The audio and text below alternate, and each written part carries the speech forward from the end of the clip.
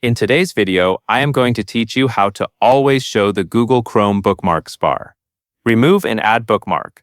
First, open Google Chrome on your computer. You need to be in the website you want first.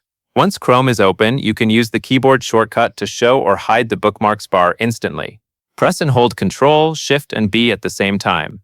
As soon as you do that, the bookmarks bar will toggle. If it was hidden, it will appear. If it was already visible, it will disappear. This shortcut is the fastest method, and it is especially helpful if you like using keyboard commands to move through Chrome more efficiently. If you are not sure whether it worked, look just below the address bar. You can also do the same thing through the Chrome menu. In the top right corner of the browser, click the 3 vertical dots to open the main menu. From there, move to Bookmarks and then click the option to show or hide the bookmarks bar.